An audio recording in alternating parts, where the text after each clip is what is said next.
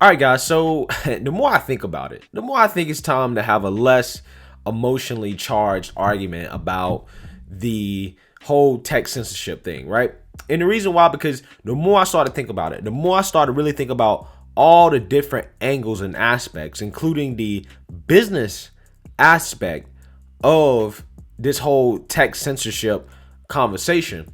It becomes a little bit more nuanced and complicated than what a lot of people are currently saying. Now, don't get me wrong, I'm against censorship of speech. I don't think these platforms should be trying to censor speech. However, there's an argument to be made that Facebook and Twitter and all these other platforms that are currently trying to deplatform the president and a bunch of conservatives has actually created a golden opportunity for these platforms to grow exponentially. Platforms like Parler, Gab, BitChute, Rumble, platforms like that. The alternative platforms that conservatives are going to as alternatives to Twitter, Facebook, Google, etc. Now, let's take a look at the current platforms that have banned or restricted President Trump so far.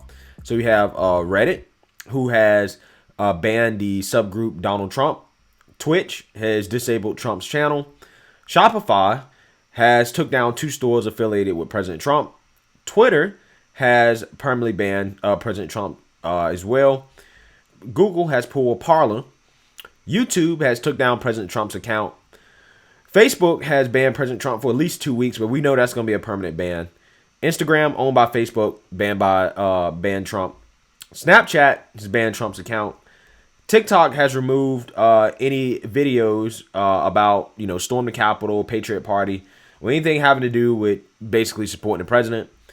Apple has threatened to remove Parler from the App Store if Parler doesn't lay out a plan to moderate its content, which they're basically telling Parler that, hey, we want to control your business, right? Which I don't think they'll ever agree to, because free speech is a part of their business model. But Discord has also banned the server to Donald, Pinterest, and that's it as far as the list that I have. So basically, they're trying to ban the president everywhere. But you would think that somebody like Dan Bongino, who is an investor in Parler, you would think he would be really, really heated and pissed off about this. However, I didn't necessarily get that tone from him in this Fox News interview that he did last night. Check it out. Joining us now with more Fox News contributor, Dan Bongino, and he has been very public about it. He's a small investor. You got in very early. I'm jealous. You were smart, but more importantly, I want everybody on Twitter, Dan. Now, anytime they tweet, I want them to hashtag and open up their Parler account as quickly as they can. And also remind people I'm moving to Twitter. I'm moving from Twitter to Parler. I'm moving to Parler. I'm moving to Parler. I have a Parler account, but I'll let you take it from here. Yeah, I stopped posting on Twitter last night. I'm not closing my account there, but I won't be posting there anymore. Ironically, this all happens today. Sean, these big tech, the big tech, big government symbiote, because that's what it is now at open war with free speech and civil liberties in America. Listen, I'm not making a First Amendment argument for you here. These are private companies. I'm making an even more dangerous argument that these tech companies are more powerful than the government and will have a more pernicious effect on civil liberties by engaging in open war with free speech like they're doing right now. I can back that up right now. At least with government, you have a process. If you're arrested by the government or fined by the government, there's a process. That's, the law and order. That's the order component. You can get a lawyer and you can fight back. That's not what you have. We have been threatened by Apple with 24 hours notice, with nearly no legitimate recourse whatsoever, Parler, that we're going to be taken down from their site by a monopoly company that monopolistically controls its app store. Even worse, Twitter bans the president of the United States while China's still posting about sterilizing Uyghurs and the Iranians are running their Death to America account. And to the liberals laughing about this, one more point I want to make on this, because there are many. Go to any social media platform and you'll see it. To the liberals who think this is funny, Remember, famous last words in unprincipled revolutions, not bedrocked in real principles, and there are no principles here other than political ones. They're coming for you next. Famous last words in the French Revolution were, no, I was on your side. There is no side. This is a political attack. This isn't a principled one, and they're coming for you next. This fight's coming to your door, folks. Get ready. You can't avoid it. Well, and then not letting the American people make up their own minds. If there's anything we could do to help you, I support your efforts here and all your business partners for freedom of speech, not speech you even necessarily at times agree with, which is very clear. That's right. And I hope people will go to Parler.com. And I hope every time you're on Twitter, say, I'll move into Parler. Here's my Parler address. Parler. Use Twitter to promote Parler. That's what I say. Because this is just That's right. unbelievable to me that this could happen. Dan Bongino, thank you. If you notice what he said, listen, I don't really want to make an argument about what a private company is allowed to do. However, it is dangerous that they're able to basically show more power than the government, right? They think they're more powerful than the government and that they can be the arbiters of free speech, right? And he also warned that, eventually they're going to turn on the liberals as well, which I wholeheartedly believe that they will, especially if Biden and Kamala decide that all of a sudden BLM protests and Antifa protests are not good anymore. They don't support them anymore, which they definitely will turn on them. I think they're going to do even more censorship. Now, there's a few things here I want to touch on from a business standpoint. Remember on Twitter, guys, they banned President Trump's account, and then he tried to tweet from the POTUS account, and they also deleted that tweet as well. What the president was telling people was that we're currently in talks to potentially get some type of deal or work out some plan to have our voices be heard. Now, who knows what that actually means? That means he could start his own platform. That means he could buy a platform. Now, I could be wrong. I don't think President Trump has started an account on Parler yet, and I don't really know what his beef is with Parler. Maybe he's thinking about starting his own platform. However, I don't think that's the right move for the president. And the reason why I don't think that's the right move for the president is because if President Trump was to start his own platform, he definitely has the money to do it. However, I don't think he should be taking all the liability that's going to be associated with the content on a social media network that he would start.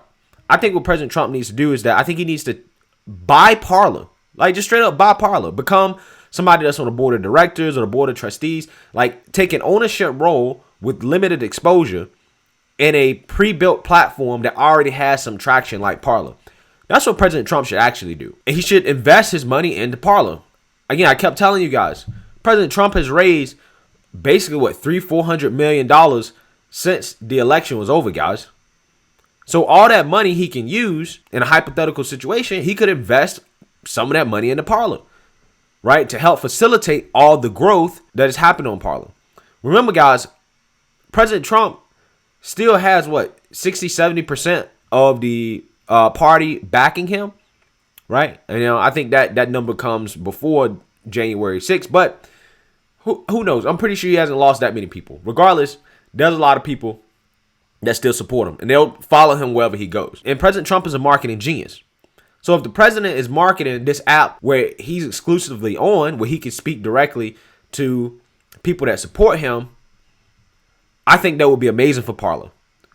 So in that sense, Twitter actually banning conservatives to a certain extent from a business standpoint for smaller platforms like Parler, BitChute, Rumble is actually good. It's actually good. Right? I think it's horrible for polarization, right? I think it makes the country more polarized. I think it definitely creates echo chambers in which people aren't listening to each other in a time where people actually need to be talking to each other.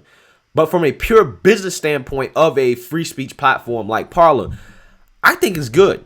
I really do. And I don't think Dan Bongino right now is mad. I don't think he's mad. I think he's made a business and grown his business off Twitter censoring conservatives. He has. Rumble has grown from the fact that YouTube is censoring conservatives. BitChute has grown off the fact that YouTube is censoring conservatives. So there are opportunities that are being created out of all of this. And again, I don't agree with Twitter and what they're doing. I'm just saying, guys, the free market always has a way of kind of fighting back. But I will say this, guys, on the flip side of that, this is also good for Twitter, Facebook, Google as well. And the reason why, guys, is because I think Facebook and Google are currently undergoing antitrust suits right now. And their main argument can be that, hey, we're not a monopoly. Look at Parler. Look at BitChute. Look at Rumble. They're legitimate competition, right? If somebody was to sue Twitter and say Twitter's a monopoly, Twitter can be like, no, look at Parler. Parler has grown. When everybody left Twitter, our stock price went down 1% to 2%. We've lost money because of platforms like Parler.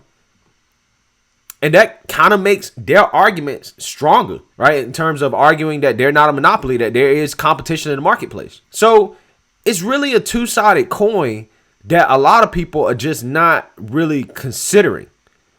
And the more I take a step back and I think about it, I think that for those guys like, Dan Bongino, those people that have started these tech companies, I think in the background they're like, no, this is great. This is awesome. Now this Twitter did us a favor. Now, what did worry me at first was Apple and Google getting rid of Parler app in their stores, or Apple threatening to do so. But Apple is a very, very small part of the app market in the first place, right? A lot of people have iPhones, and it will be a problem for people with iPhones to get Parler because Apple only really allows apps that are in their app store to be downloaded on the phone without really, messing with the phone, which they basically made it impossible to do because that's how Apple is. But Google, on the other hand, right, Android phones, you can just go to the website and download Parler.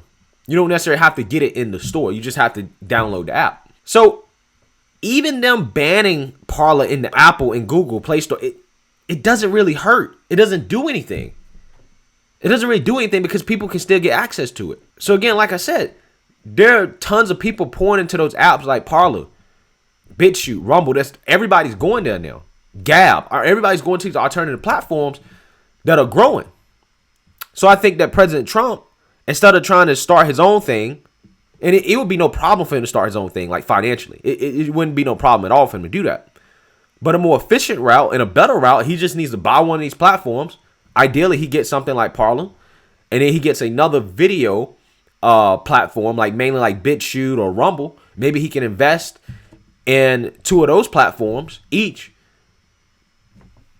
And basically now he has a platform to say whatever he wants to say without censorship. Again, will he be reaching the other side? Probably not. That's why I said it's probably not good for polarization.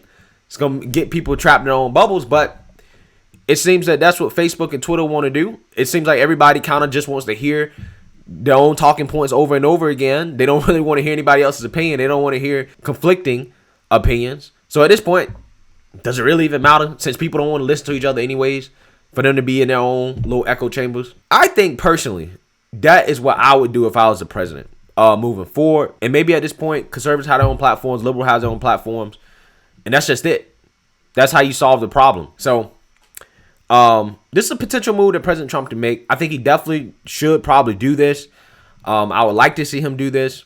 I think he should definitely do it. Do you guys think that the president should consider buying a platform like Parler, or do you think he should just start his own?